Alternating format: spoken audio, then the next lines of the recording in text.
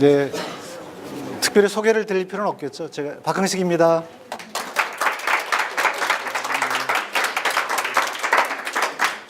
오늘 종교개혁 500주년 아주 특별한 의미 있는 날인데요. 또 제가 주빌리 교회에서 이와 같은 강의를 할 수 있어서 개인적으로도 아주 기쁘게 생각하고, 그리고 제가 여러 차례 종교개혁에 대해서 이제 강의한 적이 있었기 때문에 오늘은 일방적인 강의뿐 아니라 좀 질문 있으시면 질문에 답변도 해드리고 또 토론도 좀 할 수 있으면 좋겠다는 생각도 개인적으로 하고 있습니다. 이 종교개혁의 5대 모토가 있는데요. 아까 세 개의 모토를 말씀하셨는데 마지막 모토가 오직 하나님께 영광을 이라고 하는 모토거든요.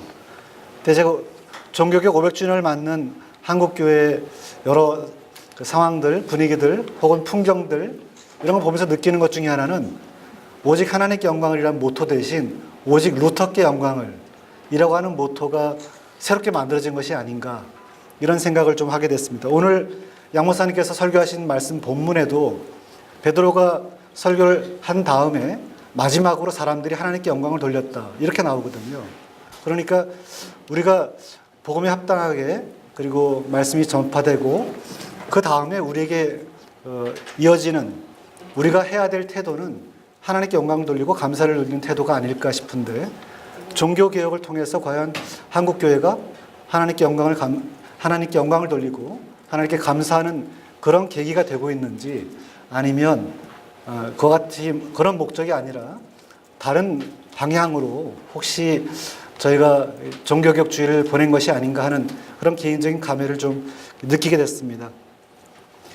그래서 제가 아시다시피 루터에 대해서 좀 비판적인 태도를 갖고 있는데요.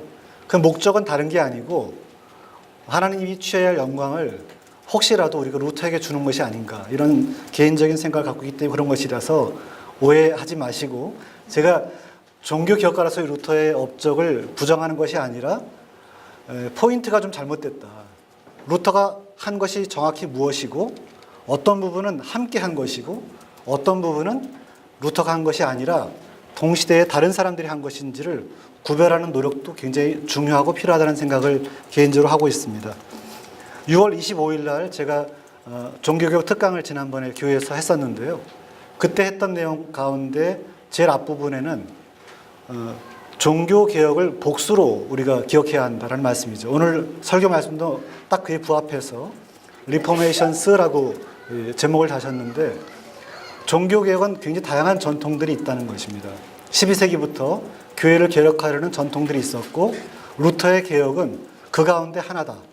굉장히 중요한 그러한 그 시점이지만 루터의 개혁이 유일한 종교개혁이 아니다라는 것을 우리가 잘 기억하는 게 필요하다는 것이고요. 그리고 이어서 루터가 개혁을 일으킨 그런 여러 사건들, 그리고 루터의 업적의 중요한 그 요소들을 주로 설명을 드렸습니다. 그리고 시간이 부족해서 뒷부분을 말씀을 못 드렸는데 거기까지만 했기 때문에 좀 더 은혜로운 것이 아니었나, 이런 생각도 들어요. 왜냐하면 루터에 대한 부정적인 얘기를 제가 전혀 드리지 않았기 때문에 교회에서는. 지난 월요일 날 특강 때는 제가 루터에 대해서 비판적인 이야기를 좀 드렸는데요. 원래 제가 PPT 그림 자료도 좀 준비하고 했는데 그날 워낙 스크린하고 거리가 멀어서 제대로 설명을 좀 드릴 수가 없었습니다. 그래서 오늘은 제가 새로운 자료를 좀 준비할까, 아니면 기존에 했던 말씀들을 좀 부연 설명할까 하다가, 물론 이제 제가 좀 더 재미있게 새로운 자료를 드릴 수도 있지만 강의를 못 들으신 분도 계시고, 보통 나이를 먹으면 똑같은 얘기를 한 3번 정도 들어야 입력이 되더라고요. 한 번 듣고 잊어버리고. 그래서 종교개혁의 의미를 우리에게 좀 분명하게 설명하는 것이 더 의미가 있겠다, 이런 생각이 들어서 조금 적지 않은 자료들은 중복되는데 양해를 부탁드리고 싶습니다. 제목이 오늘은 종교개혁 500주년의 의미와 성찰이라고 하는 제목입니다. 저는 성찰이라는 단어를 좀 즐겨 사용했는데요. 종교개혁 500주년, 한 사람의 생애에서 이런 무슨 500주년 이런 그 시기를 맞기가 상당히 쉽진 않을 것 같아요. 그런 의미에서 우리 모두가 500주년을 맞는다는 것이 상당히 의미 있는 일이 아닌가 개인적으로 생각하고요. 근데 종교개혁 주일이라는 것이 왜 설정되었고 어떤 의미가 있는가 생각할 필요가 좀 있습니다. 종교개혁주의라고 하는 것은 기본적으로 종교개혁이라는 것이 무엇인가라는 것을 설명하지만 동시에 우리가 개신교인이라고 하는 정체성을 설명하는 시간입니다. 그러니까 왜 구교에서 종교개혁을 했는가? 그것이 정당한가? 혹은 바람직했는가? 하나님께서 원하셨는가? 이런 근본적인 질문들을 우리가 던져야 할 그럴 시점이 종교개혁 주일입니다. 그래서 우리는 개혁교인이다라고 하는 것에 대한 자부심 혹은 정확한 지식을 우리가 함께 공유하기 위해서 교회가 특별히 교회 전통 안에서 한 주일을 그런 기념일로 정한 것입니다. 그렇기 때문에 제가 볼 땐 종교개혁 주일에는 모두 다 종교개혁이 정말 잘한 일이었는지 하나님께서 그걸 원하셨는지 개혁가들은 그의 말씀대로 살았는지 이런 것들을 우리가 다 돌아보는 그런 기회로 삼는 것이 바람직하다라는 생각을 합니다. 또 한 가지는 그런 새로운 교회를 세운 지 500년이 됐습니다. 과연 500년 동안 우리가 계속 교회를 새롭게 하려는 노력을 이어왔는지 개혁교회는 지난 500년간 점점 성숙한 교회의 모습을 이루어갔는지 반성하고 성찰하는 기회도 동시에 되어야 한다는 생각이 드는데 종교개혁 500주년을 맞으면서 과연 한국에서 혹은 여러 교회들에서 그러한 그 기회를 갖고 있는지는 개인적으로 굉장히 의문을 갖고 있습니다. 중세 말기 이래로 많은 개혁의 시도들이 있었는데요. 루터의 개혁은 과연 그 시도들 가운데 어떤 의미를 띠는지 그런 것들을 좀 기억할 필요가 있는데 종교개혁 주일은 기본적으로 독일에서 만들어졌습니다. 그렇기 때문에 독일에서 있었던 사건들, 독일의 개혁가를 중심으로 이 날짜가 제정됐다는 것을 기억할 필요가 있습니다. 그리고 제네바르 보름스 그 루터 기념비를 보여드렸는데 거기서 보는 것처럼 독일 학자들도 혹은 독일 교회 전통 가운데서도 루터 이전의 개혁 전통들을 굉장히 중요하게 생각한다라는 겁니다. 그러니까 아주 간략하게 말씀드리면 소위 개혁교회 전통은 멀리는 12세기 말에 시작됐다. 그리고 그 이후로 계속 끊이지 않고 교회를 개혁하려고 하는 움직임들이 있었다. 그 가운데 루터라고 하는 아주 빛나는 그러한 그 별이 있었고 루터 이후에 깔뱅도 있었고 그러니까 그 전체 역사를 관통해서 살펴보면 시간이 지나면서 점점점 복음이 더 선명해지고 점점점 신앙의 목표와 신앙에서 잘못된 것들을 명확하게 개선하려는 노력들이 이루어져서 시점상으로는 대략 12세기 전반에 소위 개혁신앙이라고 하는 것이 형성되는 것이 대부분 이제 마무리되고 그래서 개혁신앙이 확립되는 시기가 16세기 전반인데 가장 결정적인 어떤 모멘텀으로 루터가 95개조 논제를 발표한 그 날을 기념일로 정하는 것이다라는 겁니다. 아까 설교 시간에 목사님께서 그 95개조 논제에 대해서 말씀하시고 여기 지금 95개조 소위 반박문이라고 하는 것이 붙여 있는데요. 설교 시간에 말씀을 이어서 잠깐 설명을 드리면 루터는 손으로 필사한 그런 텍스트만 썼지 여기 있는 인쇄물을 루터가 쓴 것은 아닙니다. 그렇기 때문에 이것은 인쇄업자가 인쇄하는 과정에서 숫자도 들어가게 되고 여러 변화들이 거치게 됩니다. 원래 원본에는 번호가 없습니다. 따라서 이 95개조라고 하는 것은 후대의 인쇄업자들이 인쇄 과정에서 그 숫자를 넘버링하는 과정에서 생긴 것이고요. 그리고 또 한 가지는 여기 그래서 오류가 있는 많은 것들은 다양한 인쇄업자들이 서로 소위 장난하기 위해서 장사하기 위해서 경쟁하는 과정 가운데서 여러 오류가 생겼습니다. 인쇄물은 크게 지금 남아있는 것 세 가지 인쇄물이 남아있습니다. 뉘른베르크, 라이프치히, 그 다음에 바젤이라고 하는 곳에서 인쇄물들이 만들어졌고 그것은 원래 원본이 만들어진 훨씬 후에 최소한 한 달 후에 이루어진 것으로 대부분 알려져 있습니다. 그렇기 때문에 인쇄물의 오류가 루터의 오류라고 우리가 동일시할 수는 없고 아무튼 인쇄물은 좀 더 후대에 만들어진 것이다 라고 기억하시면 좋겠습니다. 제가 강조하는 것 중에 하나가 95개조 논제가 성교회에 붙여지지 않았다는 것을 여러 차례 말씀드렸습니다. 그래서 제가 지금 새롭게 이제 그걸 더 자세히 설명할 필요는 없을 것 같고요. 우리가 보통 그 영화라든지 여러 다양한 기회에 아마 여러분들이 종교개혁 기념일 하면 95개 조 논제가 성교회에 붙여진 날이다라고 기억하는데, 그것을 지지하는 확실한 역사적 증거는 하나도 없다는 것이 저 개인의 말이 아니라 지금까지 많은 역사가들이 수백 년간 연구를 했지만 단 하나의 확실한 증거도 찾지 못했다는 거예요. 그것은 뭘 의미하냐? 그 사실이 없었던 것이죠. 그리고 역사적인 정황이 루터가 이렇게 논제를 붙였다면 설명 안 되는, 모순되는 게 너무너무 많습니다. 그렇기 때문에 제가 제 책에서 그와 같은 주장을 특별히 했던 것입니다. 그리고 이 논제가 없었다는 것이 왜 의미가 있냐면, 그것은 이 논제 때문에 루터가 한 일과 실제로 벌어진 사건 사이에 좀 부정확한 그런 과장과 오류들이 생겨나게 되고요. 또 한 가지는 루터를 영웅화하는 시점이 바로 이 사건부터 시작된다는 거예요. 이미 루터 당대부터 루터를 영웅화하는 작업을 했는데 그 작업이 바로 이 사건과 연결되어 있습니다. 그래서 이것이 사실인가 아닌가 하는 것도 관심사지만, 우리가 루터를 불필요하게 영웅으로 만드는 그러한 그 신화 작업들에서 신화를 빼버리는 것이 굉장히 필요하다라는 그런 생각 때문에 제가 논문도 쓰고 또 책에도 명백하게 밝히고 그런 과정을 거친 겁니다. 개신교는 성인 숭배를 비판합니다. 그런데 개신교에서 성인을 갖고 싶어요. 그리고 루터가 거의 성인의 반열에 올라 있다, 이런 생각을 개인적으로 하기 때문에 여기서 제일 중요한 것은, 저는 우리의 시선을 루터가 아니라 하나님이라고 하는 그분에게 시선을 돌리는 것이 필요하다. 루터라는 인간을 이용해서 하나님께서 무엇을 하셨는지, 그것을 우리가 신앙의 눈으로 잘 관찰하는 것이 저는 굉장히 필요하고 중요한 일이 아닌가, 이런 개인적인 생각을 합니다. 개신 논쟁에 대해서 잘 모르는 분들도 계실 거고 조금 설명이 필요한 것도 있을지 모르겠는데요. 제가 간단하게만 다시 한번 요 글을 따라가서 좀 설명 보시면 되는데요.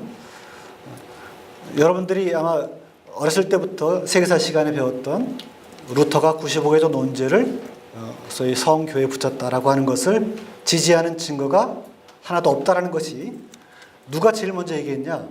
여기서 말하는 에르빈 이절로라고 하는 학자인데요. 이분이 공교롭게 가톨릭 교회사 학자예요. 그렇기 때문에 많은 개신교 학자들은 저분이 가톨릭 교회사 학자고 루터의 종교개혁의 의미를 깎아내리려고 하는 저런 발표를 한 것이 아닌가 의구심을 갖고 있었습니다. 그렇기 때문에 이 사람의 주장도 안 받으려고 했고, 많은 루터 지지하는 소위 개신교 교회사 학자들이 엄청나게 비판을 많이 했습니다. 제가 61년, 62년에 발표했던 글들을 모두 꼼꼼하게 각 주까지 다 찾아서 제가 확인을 했어요.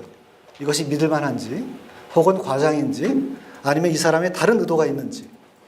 그러나 역사학자로서 자료를 중시하는 그 사람으로서 하나하나 자료를 검토해 볼 때 이 사람의 주장 자체는 흠없이 아주 깔끔한 정리가 되어 있는, 그야말로 비판받지 않는 그러한 그 내용을 담고 있다는 거예요.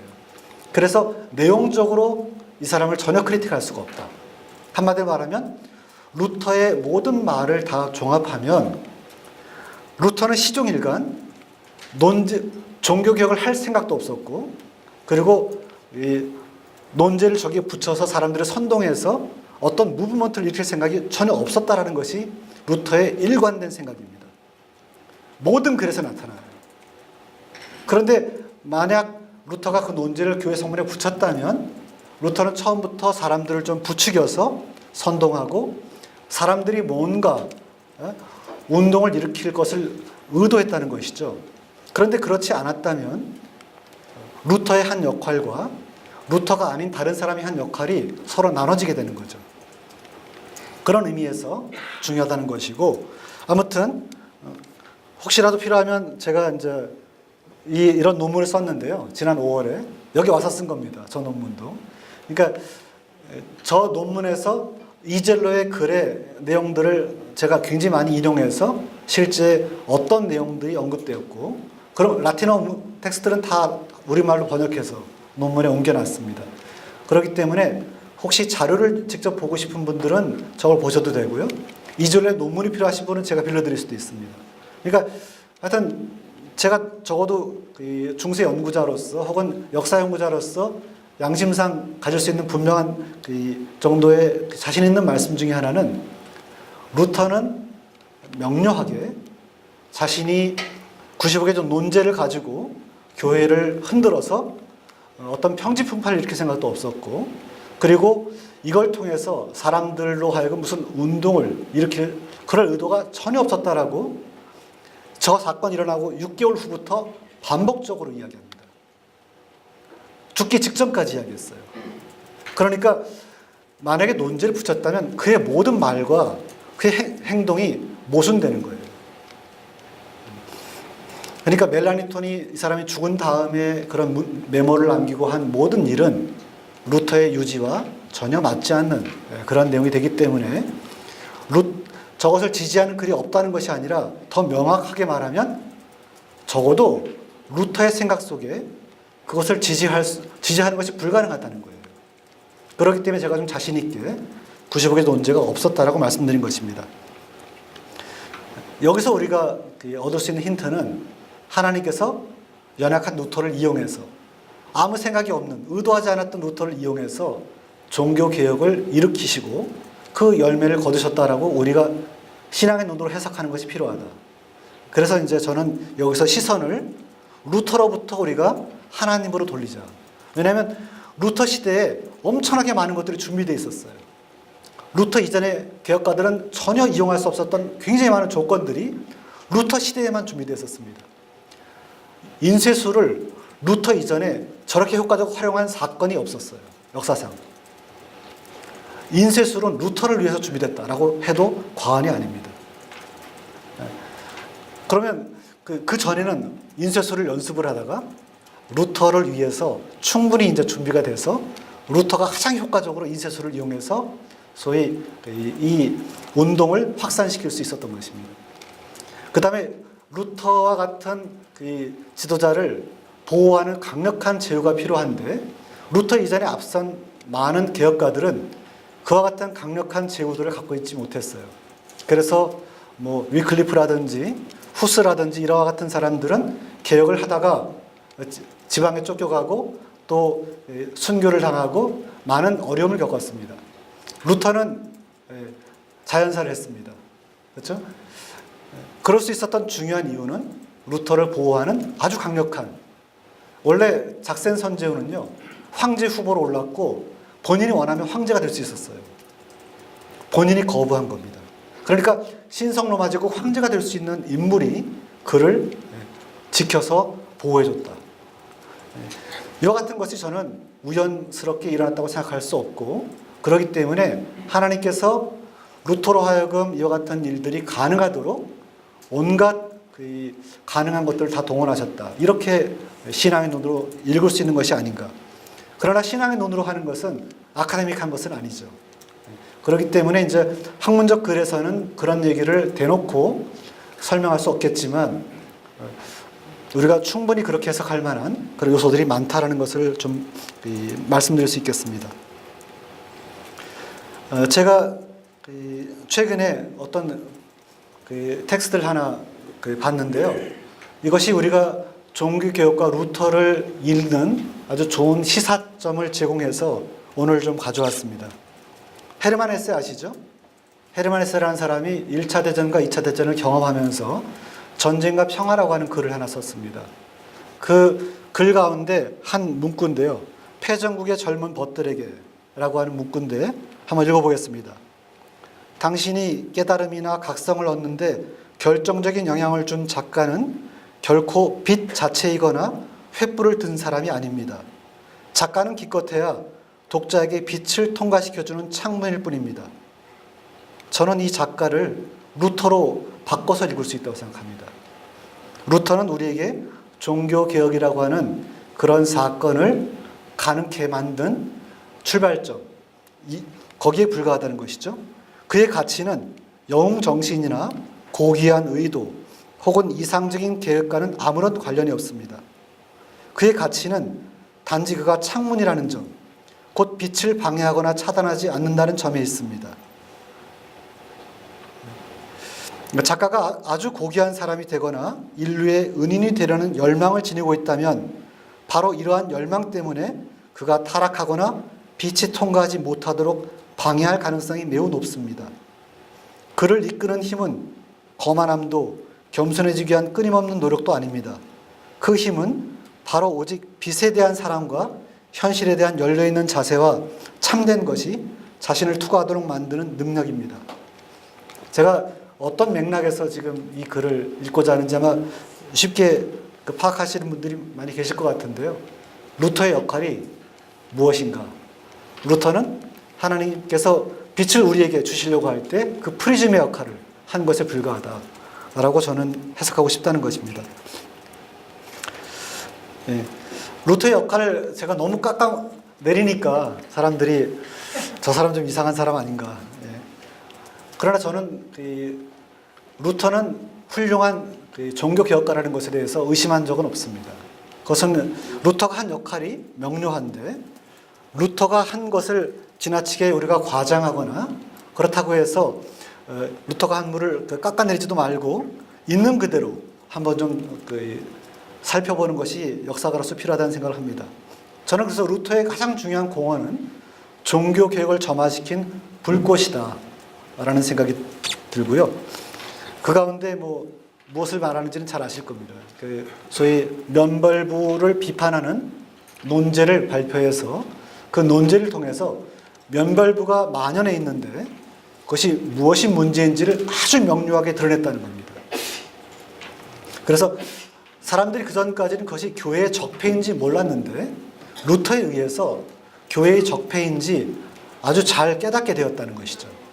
그런 의미에서 신학적인 분석과 해석, 또 성경에 대한 이해, 통찰 이런 것이 아주 잘 효과적으로 발휘될 수 있었다. 그런 의미에서 루터는 훌륭한 종교개혁가로서 역할을 이미 95개조 논제를 쓸 때부터 하고 있었다. 그렇지만 우리가 명료하게 기억할 것은 루터는 대중을 선동시켜서 그걸 운동으로 발전시킬 의도는 없었다는 것이죠. 그래서 이것은 누구나 다 인정합니다. 루터는 종교개혁을 일으킬 의도가 없었다. 그런데 그러면 어떻게 그럼 종교개혁을 발전했을까 하는 지점이죠. 그것은 루터의 글이 발표됐을 때 루터의 글을 접하게 된 소위 인문주의자들이 그 글을 보고 지금 우리 사회에 필요한 아주 중요한 글이다. 이 글은 나 혼자 읽지 않고 다른 동료들과 함께 읽으면서 생각들을 공유하는 게 필요하겠다라는 생각을 했습니다. 그래서 루터의 글을 가장 먼저 수용해서 다른 동료들에게 전달한 사람들은 인문주의자들이었습니다. 그래서 그 인문주의자들이 네트워크가 있었거든요. 요즘 같으면 이제 서클이 있어서 같이 공부도 하고 생각도 주고받는데 그 사람들끼리 돌려봤어요. 텍스트를 필사를 해가지고. 그러니까 이 사람들이 한결같이 그 내용에 대해서 상당한 뭔가 인사이트에 대해서 감동을 갖게 됐고, 그래서 그 글을 계속 필사하는 과정 가운데 불과 2주 만에 독일 전역의 대부분의 인문주의자들이 그 텍스트를 접하게 되었다는 겁니다. 그러니까 그것은 상당히 좀 놀라운 일이에요, 사실. 루터도 그것을 인정하고 있습니다. 따라서 제일 먼저는 그 글을 잘 이해할 수 있는 인문주의자들. 인문주의자들 가운데 인쇄업자와 가까운 사람들이 많았습니다. 그래서 그 글을 좀 더 많은 사람에게 읽히기 위해서는 인쇄된 인쇄물로 갖는 것이 필요하겠죠. 그래서 인쇄업자에게 넘깁니다. 인쇄업자가 그걸 보고 이걸 인쇄하면 돈이 되겠다라는 판단을 합니다. 그래서 인쇄업자들은 한편으로는 경제적인 이득 때문에 또 한편으로는 그 내용에 대한 동의하고 동감하는 마음 때문에 인쇄를 시작하게 됩니다. 인쇄물은 공짜가 아니었습니다. 돈 받고 파는 거지만 그럼에도 불구하고 사람들이 그걸 돈 주고 사고, 그래서 그 인쇄물로 유포되니까 훨씬 더 빠른 속도로 확산됐습니다. 그래서 한 달 정도면 영국에서도 95개조 논제를 라틴어로 된 판을 접하게 됩니다. 그리고 한 3, 4주 후에는 독일어로 번역이 시작돼요. 왜냐하면 독일어로 읽어야만 소위 학자층이 아니라 일반 사람들도 그 내용을 이해하고 또 다른 사람에게 말로 전할 수 있기 때문에 독일어 번역을 시도합니다. 그리고 처음 했던 번역은 남아있지 않지만 한 달 후에 했던 번역은 지금 남아있습니다. 그 번역은 루터가 한 것이 아니죠. 아무튼 라틴어판과 독일어판이 한 2달 무렵부터는 유럽 전역에 유통되게 된다. 다시 말하면 인문주의자들과 그 내용에 대해서 공감하는 민중들이 이것을 확산시켰다는 겁니다. 또 한 가지는 인쇄물을 가지고 인쇄업자가 계속 확산시키는 역할이 있었던 것이죠. 그러니까 인문주의자, 그 다음에 공감한 민중들, 인쇄업자들, 그리고 이것을 또 구전으로 사람들에게 이야기하면서 너 그 자료 봤냐? 루터가 이런 얘기했대. 교회에 이런 문제가 있대. 라고 여론과 공론을 형성하는 과정이 있었던 것이죠. 그러니까 한 달 정도 지나니까 면벌부 판매에 커다란 어려움이 생기기 시작합니다. 그러니까 교회가 다른 건 모르지만 면벌부가 지금 장사가 안 되니까 굉장히 그 문제에 대해서 좀 반성을 하게 되고, 반성한다는 것이 사람들로 하여금 그것을 정확히 알리는 것이 아니라 면벌부 판매를 가로막는 이 요소들을 제거하기 위해서 루터를 이제 심판대에 올리기 위한 그런 노력들을 하게 되고, 가톨릭 교회는 1518년 3월부터 루터를 이단 신문에 하기 위한 준비를 거칩니다. 이처럼 가톨릭 교회는 철저하게 면벌부 판매라고 하는 그러한 목적을 위해서 장애물을 제거하려는 그런 데에만 관심이 있었지, 실제 교회의 적폐를 개선하고 그것을 고치려고 하는 노력을 하지 않았다. 그런 의미에서 가톨릭 교회는 이와 같은 명백한 오류를 계속 눈감아서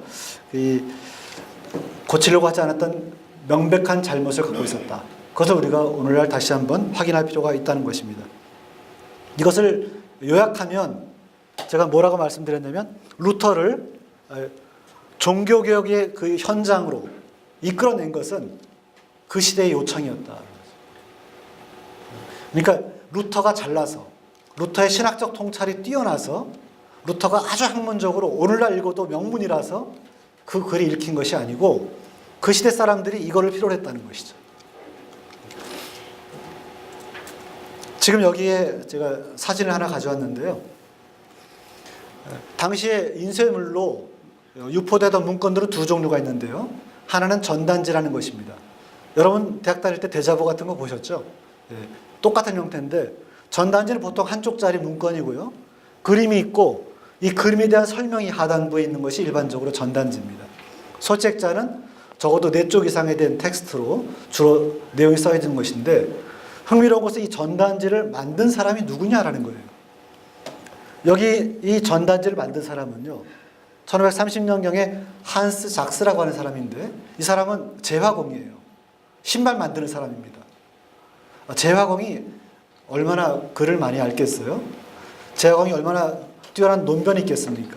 그러나 이 한스 작스라는 사람은 굉장히 많은 루터 시대에 소위 이런 글들을 남겼습니다. 그러니까 루터의 생각에 공감한 사람들이 그 공감한 내용들 자기의 목소리를 담아서 또 다른 텍스트를 만들어낸 이런 글들이 굉장히 많습니다. 작스가 선택한 텍스트가 이건데 여기 십자가에 면벌부가 걸려 있죠. 그러니까 면벌부라는 것이 예수의 희생을 헛되게 만드는, 면벌부만 사면 구원받을 수 있다라고 하는 그런 생각을 사람들에게 유포하는 거기 때문에 저것은 복음을 철저하게 훼손하는, 복음을 가로막는 그러한 내용을 담고 있다. 그런 비판을 자기가 담아서 쓰는 것이죠. 그리고 이것을 판매하도록 조종하는 소위 교황이라고 하는 인물은 머리가 7 달린 괴물이다. 그의 실체는 이 아래 보면 괴물 있죠? 그래서 레구눔 디아볼리, 사탄의 왕국이다. 이처럼 적그리스도라고 하는 생각은 당대의 많은 비판적인 생각을 갖고 있는 사람들이 갖고 있던 생각이었습니다. 아무튼 가톨릭 교회가 복음의 정면으로 거스리고 있는 그러한 세력이다라고 하는 것을 명백하게 함으로써 이러한 글을 통해서 사람들에게 교회에 대한 비판적 안목들을 갖게 했던 것입니다. 그러니까 이것은 루터의 글이 아니라 한스 작스의 해석인 거죠. 그러니까 제가 강조해 말씀드린 것은 루터 혼자 종교개혁을 일으키고 결실을 얻은 것처럼 해석하는 많은 책들은 저는 균형을 조금 잃은 것이 아닌가 이런 생각을 갖고 있습니다. 두 번째로는 종교개혁 사상을 확립시키고 확산시켰다 하는 것이 루터의 공로라는 겁니다. 루터가 탁월한 점이 많지만 그 중에 하나는 글을 참 잘 썼습니다. 루터가 주로 한 것은 말과 글을 통해서 사람 설득한 것이거든요. 설교도 상당히 잘했어요. 아주 설득력 있게. 그리고 대중적인 그러한 그 언변에 아주 능한 사람이었는데요. 글도 굉장히 잘 써서 그의 글을 통해서 읽으면 사람 마음을 움직이는 그러한 설득력 있는 글을 썼습니다. 그런데 이와 같은 그 재주 있는 사람이 대중에게 호소하는 것이 필요하다는 생각을 하게 된 거예요. 이런 것은 당대 루터와 같은 학자들에게는 일반적인 것이 아닙니다. 따라서 루터에게 이와 같은 생각을 넣어주신 것은 하나님이라고 생각하는데요. 그리고 이와 같은 대중에게 호소하기 위해서 무엇이 필요할까? 그건 독일어였습니다. 제가 지난번에도 말씀드렸지만 루터는 한국에 따지면 이황 선생 시대에 살았던 사람이에요. 그런데 우리나라의 유학자 가운데 이황 선생이나 퇴계 선생이나 이런 분들, 퇴계 선생이나 율곡 선생이나 이런 분들 가운데 한글로 글을 써서 한국 민중들에게 뭔가 직접 전달하는 메시지를 주신 분이 없다는 거죠. 그런데 루터는 대중에게 이 종교개혁 사상을 자기가 정확하게 전해야겠다는 생각을 했고 그 중요한 하나의 첫 번째 전략이 독일말로 글을 쓴다는 것입니다. 아직 독일어는요, 제가 이제 중세 말기에 독일어 텍스트를 읽는 게 제 박사 논문의 중요한 주제 중에 하나이기 때문에 제가 중세 말기에 독일어 텍스트를, 중세 독일어를 공부를 많이 해봤는데요. 저는 세 개의 도시의 저희 상인들 텍스트를 읽었는데 각각의 도시마다 독일어가 완전히 달라요. 왜냐하면 표준어가 없기 때문에. 문법도 다르고 사용하는 단어도 다르고. 따라서 독일어로 사람들에게 어필한다는 것은 굉장히 위험 부담이 크고, 따라서 이와 같은 루터의 그 생각이 한편으로는 성공하지 못할 가능성은 높거든요. 그럼에도 불구하고 루터는 당시 어떻게 하면 내 독일어를 표준적인 독일어로 만들어서 사람들에게 잘 전달할까, 그것을 성경을 번역하기 전부터 연구를 해왔던 사람입니다. 그래서 1518년부터는 독일어로 본격적인 저작 활동을 하고 19년에 들었으면 거의 모든 텍스트를 독일어로 쓰기 시작합니다. 일부 신학적인 텍스트를 빼고. 그러니까 루터의 독자들은 일반 민중들이었다라는 것이에요. 제가 지난번에도 말씀드렸죠. 그 사람들이 문맹일 텐데 어떻게 텍스트를 읽었을까? 어떻게 읽었죠? 글을 아는 사람들이 주로 읽어주고, 그래서 듣는 걸 통해서 그 내용을 이해하도록 만드는 과정이 있었고요. 그리고 당시의 도시민에는 주로 30% 정도는 이미 독일어를 읽을 수 있는 사람들이 있었습니다. 그렇기 때문에 이와 같은 전략이 결코 잘못된 전략은 아니었다. 그래서 결국은 루터의 글들을 수많은 사람들이 보고 개혁 사상을 접함으로써 개혁에 동참하게 되었다. 이렇게 이해할 수가 있겠습니다. 그 중에 이제 가장 중요한 텍스트, 가장 많은 독일 사람들이 감동을 받은 텍스트가 무엇이냐? 독일 기독교 귀족에게라는 그 텍스트인데요. 이 텍스트는 성경 다음으로 많이 찍혔다라고 알려져 있어요. 그만큼 많은 사람들이 읽었습니다. 그런데 이 텍스트에서 소위 만인 사제론 혹은 이제 전신자 제사장론이라고도 이제 번역하기도 하는데요. 일반적인 것은 만인 사제론이라고 하는 주장인데, 소위 속인들도 세례를 받은 사람이라면 동일한 사제다. 따라서 지금 현직을 맡고 있지 않지만 거룩한 일들을 행할 수 있다. 이런 식의 주장들을 하게 되고요. 가톨릭 교회가 왜 더 이상 개선이 불가능한지를 아주 조목조목 설득력 있게 이야기하고 있습니다. 이 시대에 나온, 특히 1520년에 나온 텍스트를 통해서 루터는 자기의 신학 사상을 대략 정리하게 됩니다. 루터는 자기의 신학을 정리한 책이 없거든요. 그래서 루터의 생각을 우리가 이해하려면 여러 책을 가지고 종합해서 정리를 해야 되는데, 특별히 20년에 나온 책들이 그런 내용을 비교적 잘 담아 요약하고 있습니다.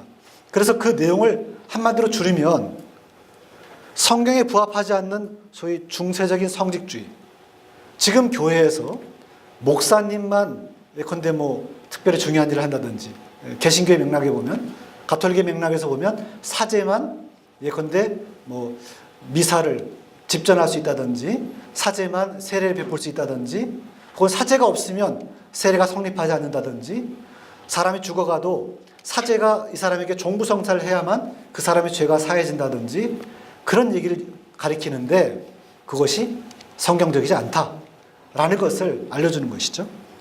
그래서 우리가 여기서 소위 성경 중심의 신앙이라고 하는 그런 내용이 본격적으로 잘 정리된 것은 1520년에 나온 종교개혁 3대 논문이라고 하는 책을 통해서 주로 정리됩니다.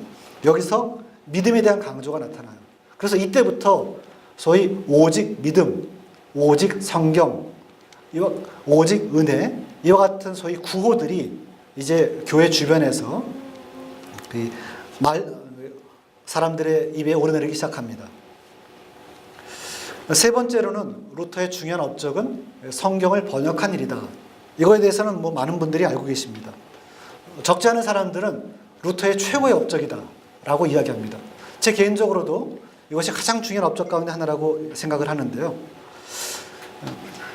왜냐하면 성경을 본인이 그렇게 강조했는데 사람들은 이미 접근할 수 없는 언어로 성경이 되어 있기 때문에 그 성경을 사람들이 접근할 수 있는 언어로 옮긴다는 것은 스스로 성경을 읽고 하나님께서 무슨 말씀하셨는지를 확인하고 스스로 해석할 수 있는 그러한 기회를 준다는 것을 의미하는 것이죠. 그래서 이와 같은 소위 루터의 업적을 통해서 성경을 바르게 이해할 수 있었다. 루터 이전에도 여러 성경 번역자들이 있었습니다. 루터 이전에 모든 성경 번역자들은 그러나 소위 불가타라고 하는 성경을 번역한 것입니다. 불가타 성경은 굉장히 많은 오류가 있었어요. 그래서 제가 수업 시간에도 한번 말씀드렸는데, 예컨대 시내산에서 십계명을 받아 들고 내려오는 모세가 그 얼굴에 광채가 났다고 그러죠. 그 광채가 났다는 말을 불가타에서 어떻게 번역했냐면 머리에 뿔이 났다. 그래서 여러분 바티칸에 가시면 뿔난 모세 조각이 있죠. 그것은 불가타 성경에 그 외모가 변한 것으로 해석하기 때문에 그런 것이에요. 그래서 미켈란젤로는 바로 이 시대에 살았던 사람인데 모세를 그릴 때 뿔이 2개 달린 모세로 그렸습니다. 불가타 성경에 근거해서 그랬기 때문에 그래요. 그것처럼 불가타 성경에는 많은 오류들이 있었습니다. 신약에는 더 많은 오류가 있었어요. 그러한 오류들을 바로잡을 필요를 느낀 것이죠. 그래서 이 성경을 정확하게 사람들에게 해독한다는 것이 필요하다. 또 한 가지는 불가타 성경처럼 오류가 많은 것이 아니라 성경 원전에 있는 것을 그대로 번역하는 것이 필요하겠다 생각을 했게 됐고, 그런데 마침 그가 이용할 수 있었던 것은 에라스무스가 성경 원전을 옮긴 비평본, 성경 여러 사본들 가운데 어디에는 이렇게 쓰여 있고 또 다른 사본에는 이렇게 되어 있다라는 비평본을 만들었는데, 그 비평본을 가지고 신약 성경을 번역하게 됩니다. 그래서 1519년에 비평본 재판이 나왔는데요. 루터가 21년에 그걸 이용할 수 있게 됐어요. 그러니까 루터를 위해서 준비된 거예요. 그것도. 그러니까 저는 모든 종교개혁의 역사를 하나하나 살펴보면요, 정말 절묘하게 루터를 하나님께서 이용하신다라는 생각을 하게 됩니다. 원전에서 독일어로. 근데 루터의 성경은요, 소위 문자적 성경보다는 의역에 가깝습니다. 왜냐하면 문자적으로 사람들에게 정확하게 얘기하는 것도 중요하지만 이 사람들이 내가 문자를 이해해도 어떻게 이해할까 하는 것이 또 다른 문제거든요. 그래서 사람들이 정확하게 이해하는데 오히려 원문에서는 이런 가능성과 저런 가능성이 있을지라도 사람들이 이렇게 말해야만 성경 본래 의미에 가깝게 이해하겠다라고 하는 생각을 선택한 거예요. 단어들을. 그렇기 때문에 루터의 성경이 의역에 가깝습니다. 그것들을 우리가 좀 기억하면서 성경을 접하는 게 좋을 것 같고요. 또 한 가지는 루터의 성경은 공동 작업이다라는 거예요. 번역위원회가 있었고 신학도 마찬가지입니다. 멜라니톤과 같이 그리스어에 아주 정통한 사람이 루터의 성경을 여러 번 읽어줬어요. 그래서 개선을 해주고 또 다른 동역자들도 이와 같은 일들을 했기 때문에 저는 루터의 작업이 소위 혼자 작업한 것이 아니라 공동역인데 이것이 이제 에라스무스가 그리스어 비평본을 만들고요. 이거는 그리스어 비평본을 자기가 직접 라틴어를 또 옮겼어요.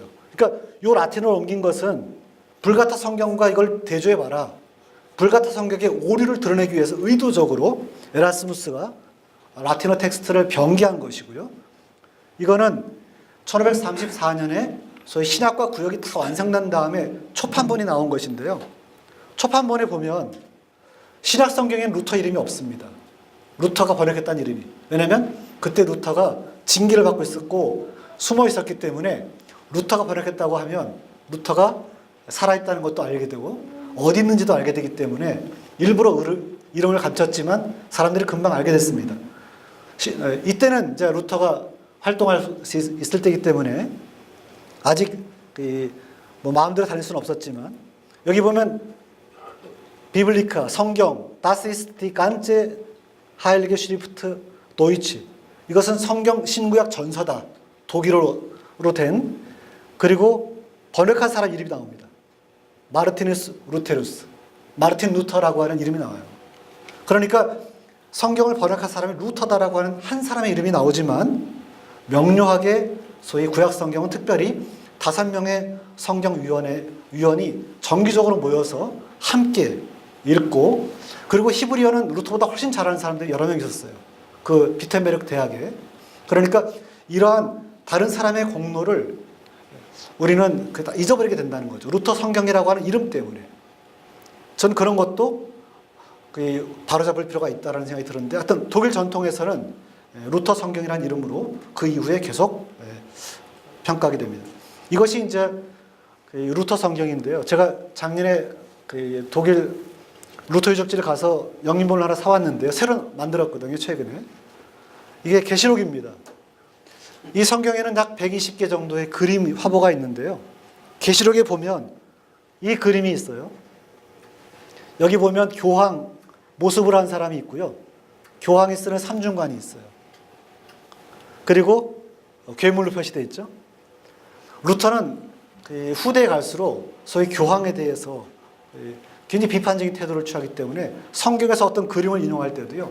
가톨릭 교회에 대한 소위 비판이라고 하는 목적을 계속 다양한 방식으로 달성하기 위한 노력들을 합니다. 그래서 이런 화보들을 통해서 성경 본문 텍스트가 말하지 않는 어떤 내용들을 사람들에게 전달하려고 했다. 또 한 가지는 난회의 주석이 많아요. 루터 성경은. 아무튼 성경 자체에 대해서도 또 다른 긴 얘기들이 필요하지만 중세 성경들이 갖고 있던 특성들, 화보들을 많이 쓰거든요. 중세 성경도.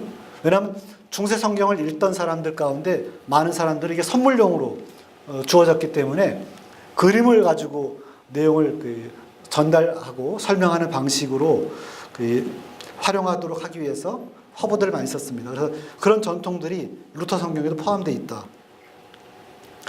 네 번째로 루터의 중요한 업적 중에 하나는 새로운 교회의 토대를 만들었다. 그래서 우리가 소위 개신교회라고 하는 이 교회의 전통, 예배가 어떻게 드리는 것이 바람직할까 하는 예배 순서 같은 것도 루터가 정하게 되고요. 그리고 예배 가운데 이제 미사라고 하는 것이 제사적 의미를 주로 갖고 있는데 그 제사적 의미를 제거하고 말씀이 선포되고 말씀이 강론되고 말씀의 교육이 이루어지는 그러한 내용으로 개신교의 예배가 바뀌어져야 한다라고 하는 생각들을 갖고 교육 프로그램까지 생각한 그러한 그 예배 전통들을 만들게 됩니다. 그것이 바로 루터가 만들었던 전통이고, 따라서 오늘날 우리가 설교 가장 그 중심에 성경을 강독하고 또 말씀을 풀어 설명하는 설교가 있고 하는 이 전통들이 들어왔는데, 그것은 비텐베르크에서 자리를 잡는다는 것이고요. 두 번째로는 그 전까지는 주로 성가대만 찬양을 했는데, 회중이 함께 찬양하는 것이 필요하고, 그리고 성가대 찬송의 가사를 주로 성경 말씀 혹은 시편 이런 걸 가지고 성경 가사를 작사를 했어요. 그래서 찬송을 통해서 사람들을 성경으로 인도하는 목적을 갖고 있습니다. 그러니까 성경의 찬송을 하면서 사람들이, 요즘도 그렇지만 예전에는 훨씬 더 많이 암송해서 찬송을 했거든요. 그러니까 사람들로 하여금 말씀을 가깝게 하기 위한 목적과 연결되어 있습니다. 찬송을 부른다는 것이. 그런 식의 교회 전통은 비텐베르크에서 1520년대에 확립된 것이다라는 것입니다. 그리고 루터는 그것으로 부족하고 성경에 대한 교육이 필요하다, 그런 생각을 갖게 됐고, 그래서 소교리문답, 대교리문답을 직접 자기가 만들고, 그 내용은 우리가 교회에서 지금도 많이 하는 십계명, 사도신경, 주기도문, 이것이 주로 교리문답의 내용이 되는 것이죠. 그러니까 그런 그 전통은 16, 17세기 계속 이어져 오는데요. 따라서 그런 전통들을 확립한 사람도 루터라는 개혁가입니다. 성직자 신분을 폐지하고, 성직자가 더 이상 특권 신분이 아니다. 성직자의 특별한 역할이 있지만 실제 공동체 가운데서는 공동체의 n분의 1로 소위 발언권을 갖는 것이죠. 그런 의미에서 공동체적인 그러한 교회로서의 특징도 루터가 이야기하지만, 이 부분은 소위 루터파 내에서 후대에 갈수록 점점 강조되지가 않습니다. 그런데 어떤 신분으로서의 성직자는 폐지됐다. 그러니까 더 이상 그 개혁교회에서는 목사님에게 특별한 그 말씀을 맡은 자로서의 역할은 있지만 특별한 신분으로서의 역할을 주어지지는 않는다라는 것이 이제 종교개혁의 신앙 고백이라고 할 수 있습니다. 그 다음에 목회자 양성하는 것을 세계화한다. 요즘으로 따지면 소위 목회자에게 라이센스를 주는 것을 비텐베르크 대학에서 주게 됩니다. 그러니까 그런 식의 신학교라고 하는 개념하고는 좀 다른데요. 아무튼 그런 식의 제도화. 그래서 그 전에 곳곳에 다니면서 시찰을 해보니까 목사님들이 개혁신앙에 대한 이해가 너무 떨어지는 거예요. 왜냐하면 아직까지 그 개혁신앙을 충분히 내면화하는 그러한 기회를 갖지 못했기 때문에, 그래서 비텐베르크 대학을 효과적으로 그런 제도를 확립한다는 거예요. 거기까지가 개혁가로서 루터가 굉장히 중요한 그런 업적을 세운 것이고요. 또 한 가지, 아까 목사님께서 설교 시간에 이제 말씀하신 거 하나만 더 덧붙이면, 우리가 소명이라고 하는 단어가 있는데요. 라틴어로 보카치오 라고 하는 단어인데 영어로 콜링이라고 하는 단어. 소명을 받았다라고 할 때 그 전까지는 주로 소명이라는 것은 종교적 의미만 갖고 있었습니다. 그런데 루터가 그 단어를 독일어 성경으로 번역하면서 독일말로 베루펜이라고 하는 부름받았다라고 하는 단어인데요. 그것의 명사형이 베루프라는 단어입니다. 베루프. 그것의 독일어 의미는 직업이라는 의미입니다. 다시 말하면 그 전까지는 소명이라는 것은 종교적으로만 해석되었는데 독일어는 세속적 언어로 그걸 번역했다는 것이에요. 모든 사람은 자기 직업으로 부름받았다라고 하는 해석을 끌어낼 수 있도록 했다는 것입니다. 그러니까 그걸 통해서 모든 평신도는 하나님께서 꼭 교회가 아니어도 자신의 일터로 하나님께서 나를 소위 부르셨다라고 하는 그런 생각을 갖도록 만들었던 것이죠. 그러니까 종교개혁 신앙은 모든 사람이 하나님 앞에서 부름받은 자다라고 하는 신앙, 이런 것들을 우리가 종교개혁의 전통 가운데 특히 루터의 성경에서 베루프라고 하는 단어가 처음으로 등장함으로써 이런 세속적 해석이 가능하다는 것입니다. 그러니까 우리가 하나하나 꼽아보면 루터에게서 유산으로서 다시 한번 확인하고 또 우리가 이어받아야 할 그런 정신들, 좋은 전통들은 굉장히 많이 있다라는 것입니다.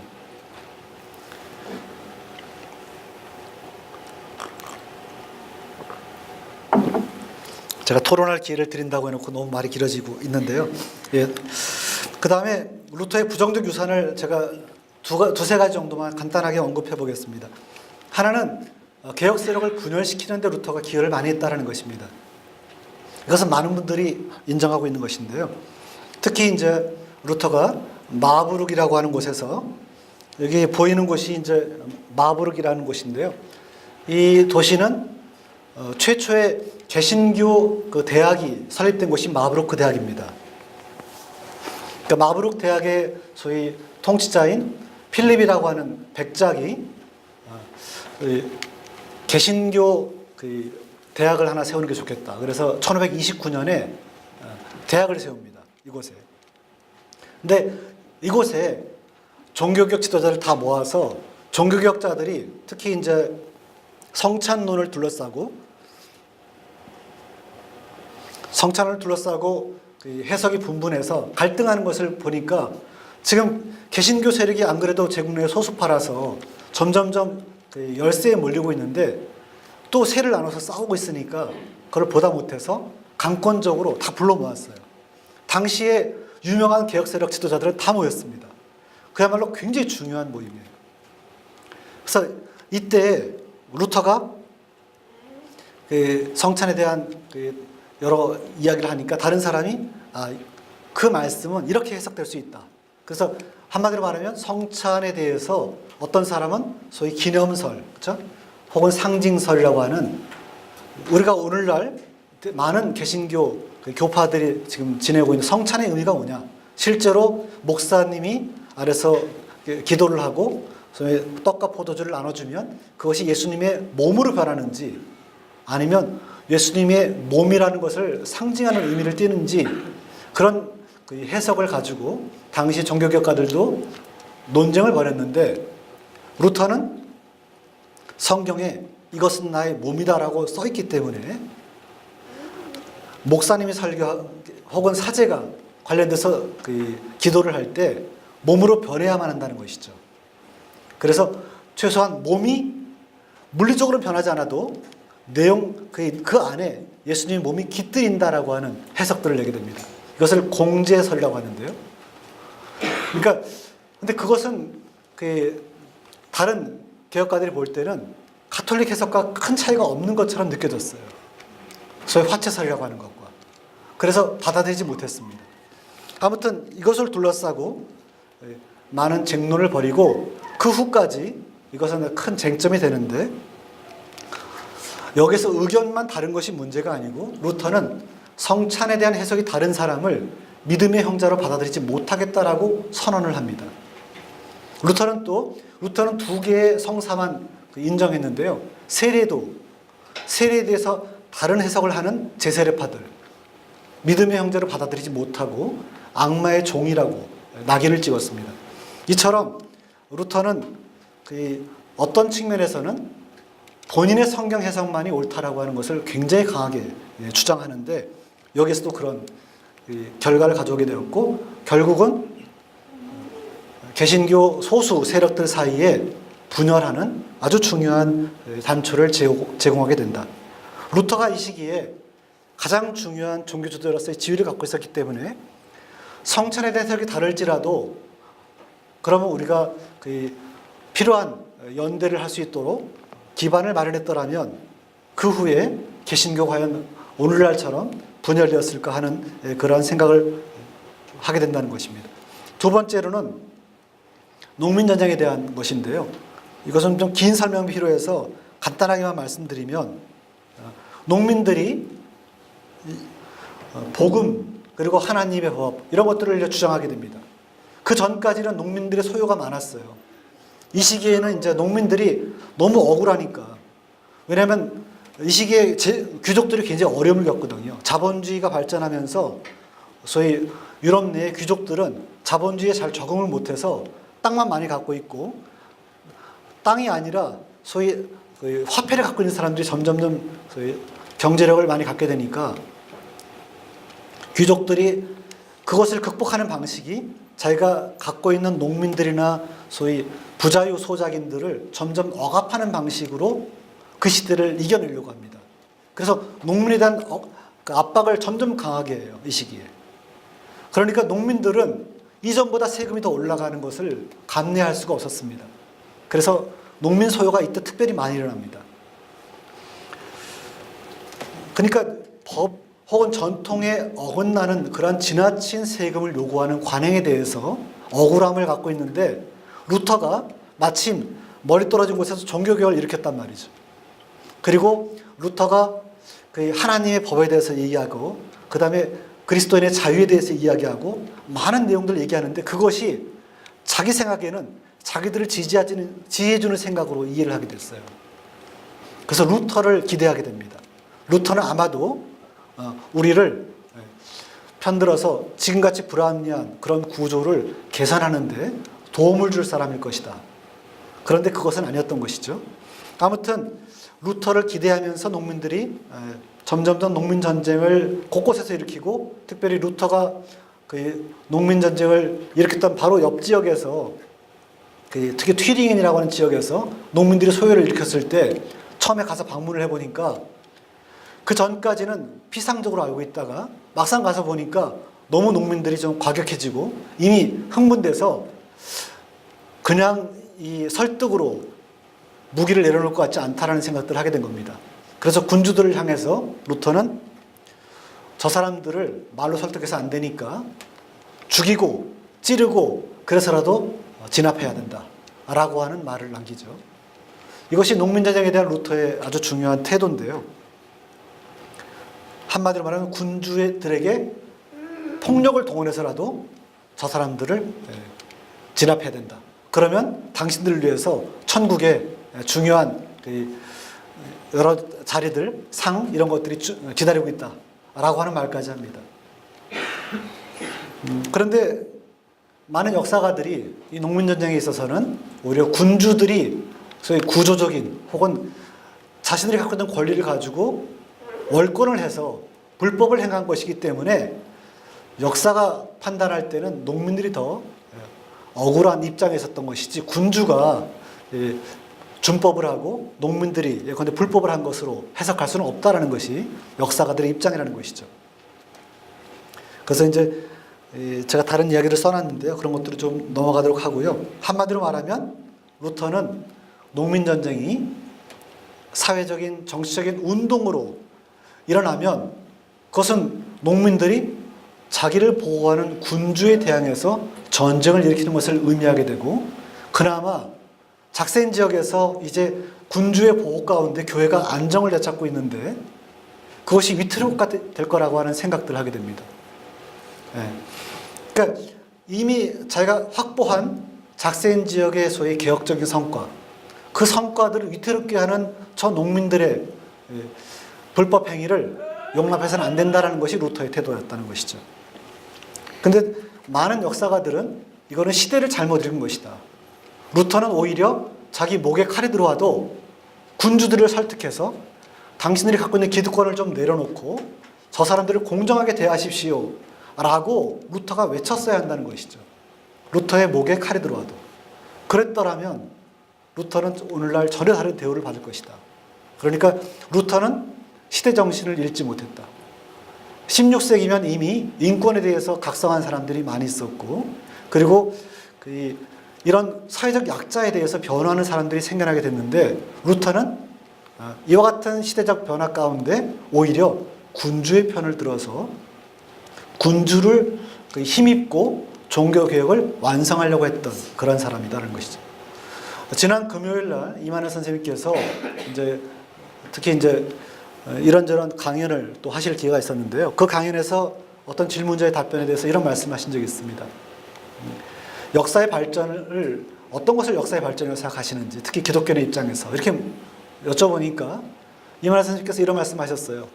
당신이 기독교적 입장이라고 특별히 어떤 다른 얘기를 하기보다는 개인의 자유가 점점점 신장하고 사회 집단으로서는 평등이 확대되는 것, 어떤 사람은 더 큰 권리를 가지고 어떤 사람은 작은 권리를 갖고 이렇게 차별적으로 되어 있던 세상으로부터 평등이 점점점 커지는 것, 이것이 역사의 발전이라고 생각하신다 라는 답변을 하셨는데요.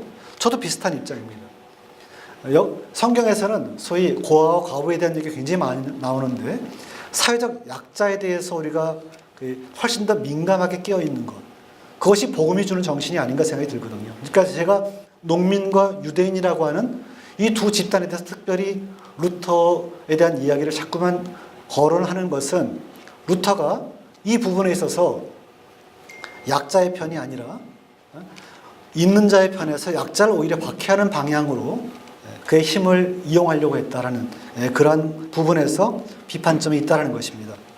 한마디로 말하면 루터는 복음과 성경 그리고 공평과 정의라고 하는 더 큰 원칙, 그 원칙에 기반해서 당시 사회에 어떤 불합리한 요소가 있고 군주들이 구조적으로 갖고 있는 힘을 가지고 불법적인 폭력을 행하는 것에 대해서는 침묵하면서 농민들이 너무 억울해서 데모를 하는 그런 현장에 대해서는 너 데모하지 마, 법을 지켜 라고 하는 그러한 태도를 취했다는 것이죠. 그러니까 구조적인 폭력에 대해서는 왜 눈 감고 눈에 보이는 가시적인 작은 그러한 그 저항에 대해서는 크게 눈을 부릅뜨고 이런 식의 그 태도를 취했던 것은 과연 그것이 복음의 정신인가 하는 그 관점에서 루터를 비판할 수 있다는 것입니다. 그러니까 이런 의미에서 제목을 제가 그래서 봉건적 질서에 안주했다는 것이죠. 봉건적 질서는 극복돼야 하는 것인데 극복하기보다는 그것이 하나님께 주신 질서라고 생각했다는 것이죠. 그러니까 그런 의미에서 루터도 소위 자기가 살고 있는 시대를 성경에 의해서 아주 풍부하게 성숙하게 해석하는 데는 저는 미치지 못했다, 이렇게 평가할 수 있지 않을까 생각이 듭니다. 마지막으로 유대인에 대한 이야기인데요. 유대인에 대해서 편견과 혐오가 심했다는 것은 제가 누차 말씀드렸습니다. 그리고 여기 유대인과 그들의 거짓말에 대해라는 책에서 특히 이제 굉장히 그 폭력적인 그러한 그 폭력을 동원해서 모든 유대인을 내쫓아야 한다라고 하는 이야기를 루터가 했는데요. 루터 연구자들의 책들을 제가 많이 읽어봤습니다. 이 주제를 어떻게 해석하고 있는지를. 많은 사람들은 루터가 이것은 말년에 들어와서 조금 이제 그 개인적으로는 신약해지고 여러 가지 병약해지면서 심적으로 좀 약해져서 실수한 것이다, 이런 태도를 취하는 사람들이 있고요. 그리고 다른 것은 비교적 괜찮았고 특히 1523년에 루터가 썼던 그 텍스트에서는 오히려 유대인에게 우호적이었다. 그런데 말년에 책을 하나 써서 이것이 오히려 문제가 된 것이다 라는 투로 굉장히 가볍게 다루려고 하는 것이 대부분이었다는 것이죠. 그리고 더 많은 책에서는 루터의 이와 같은 잘못을 침묵하고 있다는 것입니다.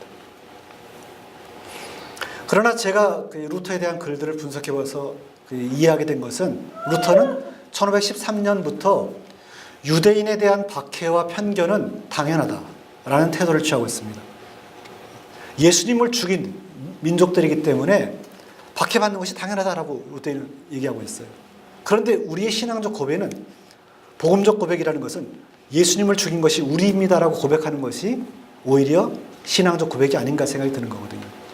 혈통적인 유대인이 예수님을 죽인 것이 아니라 우리와 같은 동일한 죄인들이 유대인을 죽였다고 하는 것이 신앙적 고백이 되어야 할 것인데 루터는 혈통적 유대인이 예수님을 죽인 것으로만 이해하고 그들에 대한 유대 사회의 혐오와 박해가 당연하다고 해석하고 있는 것이죠.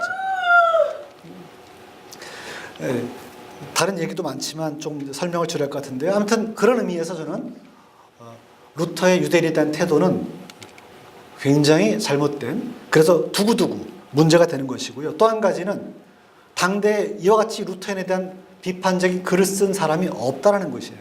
문제는 당 시대가 반유대주의가 상당히 일반적이다라는 것은 인정하지만 어느 누구도 루터와 같은 글을 하나 쓴 사람이 있냐고 물어보고 싶은 거죠. 그래서 어떤 사람은 그러잖아요. 루터가 3년만 일찍 죽었으면 이와 같은 혐의를 갖지 않을 텐데. 전 3년 전에 죽었으면 물론 혐의가 훨씬 적겠죠.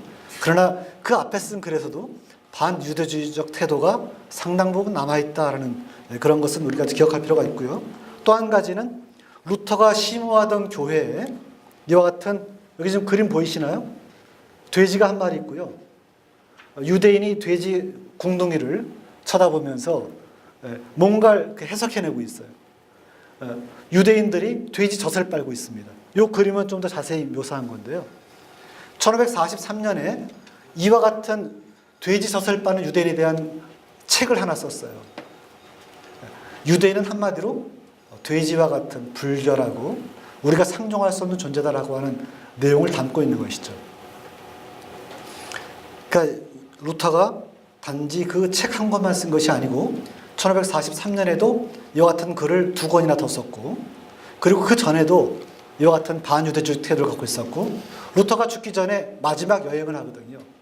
마지막 여행을 하게도 자기가 잘 아는 그 백작에게 유대인이 한 20명 정도 아이슬레벤이라는 곳에 모여서 집단 생활하고 있는데 그 유대인을 다른 곳으로 내쫓아라 라고 하는 말을 하기 위해서 마지막 여행을 합니다. 그러니까 루터는 뼛속 깊이 유대인의 혐오와 유대인에 대해서 유대인을 완전히 청소해야만 독일이 청정지역이 된다라는 생각을 했던 거예요.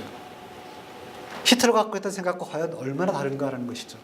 그렇기 때문에 히틀러 시대 때 소위 루터에 대한 유적 책들을 사람들이 보니까 너무너무 자기와 비슷한 생각들을 갖고 있는 것들이 담겨 있는 거예요. 그래서 루터의 전기가 주로 발간되는 것이 히틀러 시대입니다.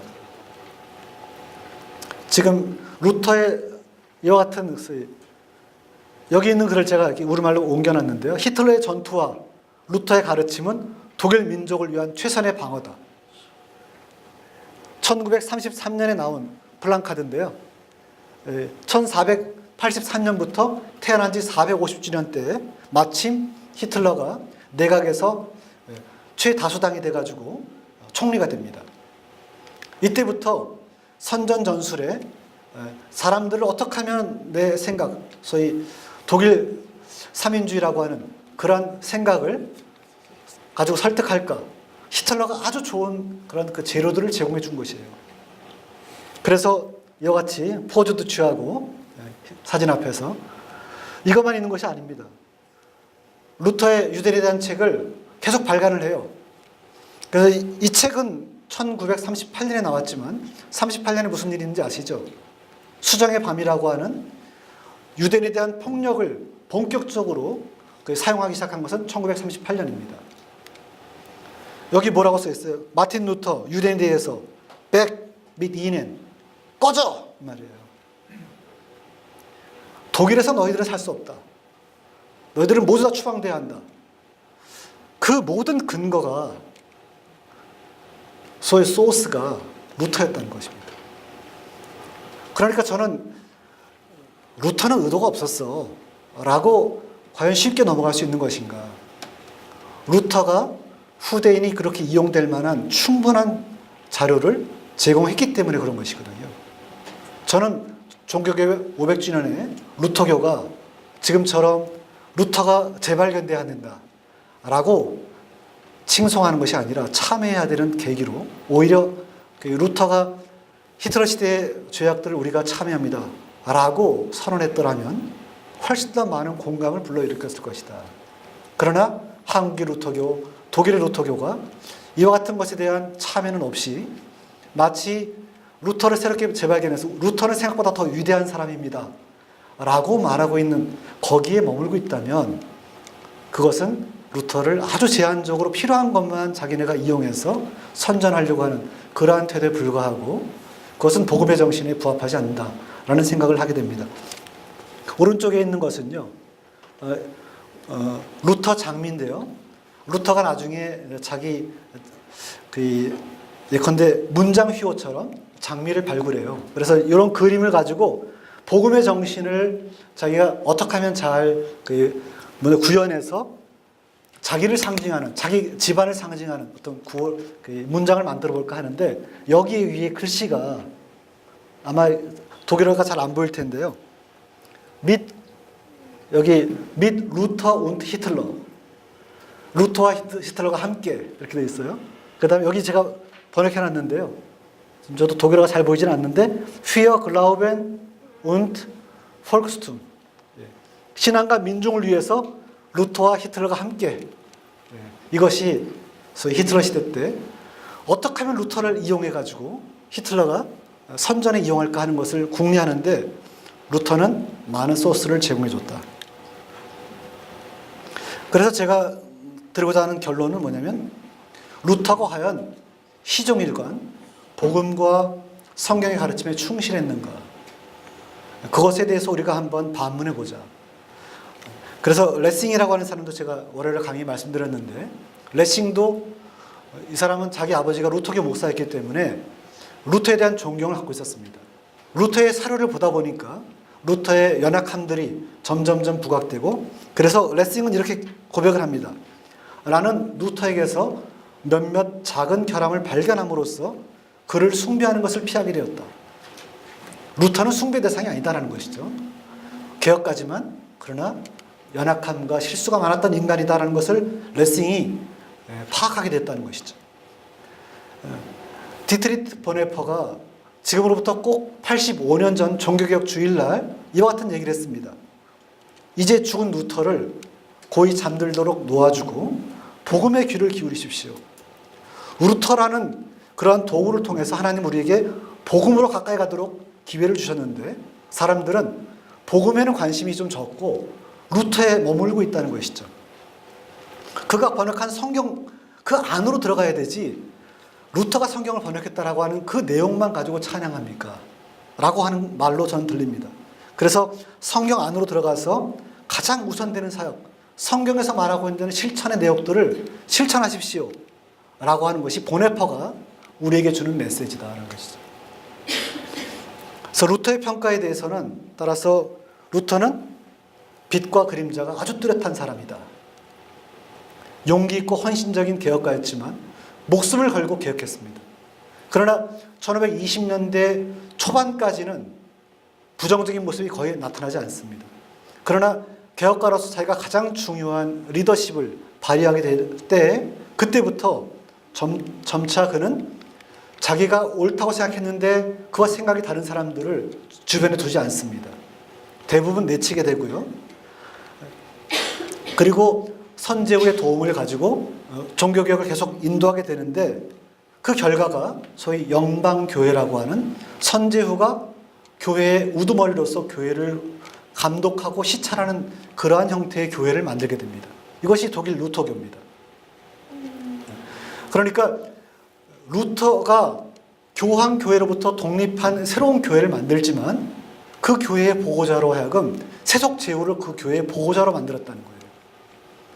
제가 생각할 때는 루터가 해야 될 다음의 과제는 세속 제후로부터도 종교를 독립시켜서 종교 공동체가 함께 중요한 결정들을 하도록 하는 공동체 종교개혁을 이뤄가야 되는데, 루터는 그 종교 공동체를 루터의 통제, 선제후의 통제에 뒀다는 것이죠. 그런 의미에서 아주 권위적인 리더십, 그리고 선제후가 정치적인 목적으로 그 공동체를 이용하거나 할 때 전혀 저항할 수 없는 그러한 상황을 만들었다는 것이죠.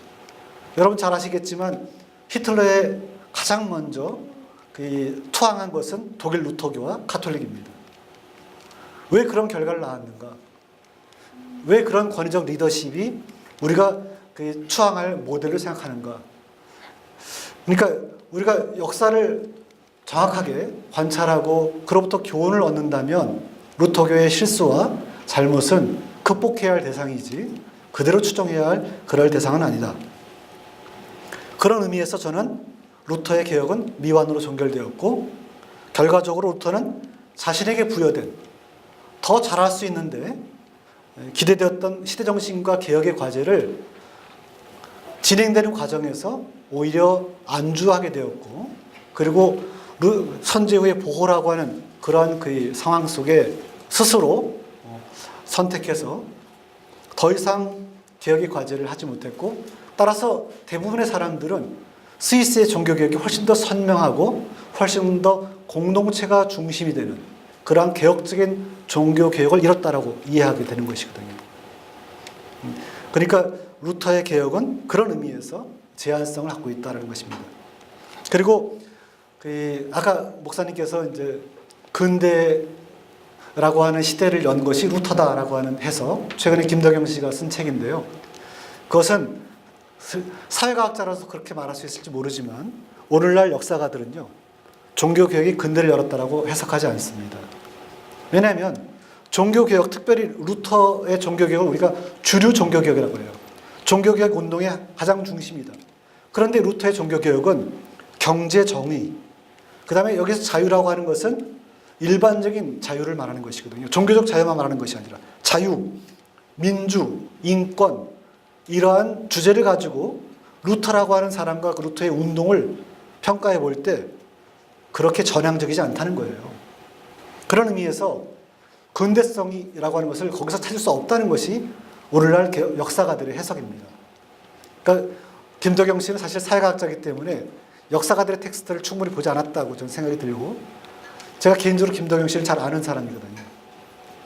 그러니까 오늘날 소위 근대성이라고 하는 것은 왜 종교개혁에서 근대성을 찾지 못할까? 미완의 종교개혁이기 때문에 그렇다라는 것이죠. 한마디로 말하면. 그래서 저는 토론하고 싶은 주제는 여기서부터는 역사적인 팩트가 아니라 해석의 문제인데요. 루터가 그러면 어디에서 길을 잃었는지, 왜 길을 잃었는지, 그것을 사실상 좀 토론하는 것이 필요하지 않을까. 그리고 또 한 가지는 루터가 저는 길을 잃었다고 해석하는데 다른 분들은 길을 잃었다고 해석하지 않을 수가 있잖아요. 그런 의미에서 좀 여러분들의 의견이나 이런 것들을 좀 듣고 싶기도 합니다. 아무튼 제가 뒤에 또 조금 더 할 얘기가 있긴 하지만 혹시 질문 있으시거나 아니면 반론, 제가 지금까지 설명드린 것 가운데 있으시면 잠깐 좀 제가 답변을 하고요. 그리고 결론을 하고 이제 끝내도록 하겠습니다.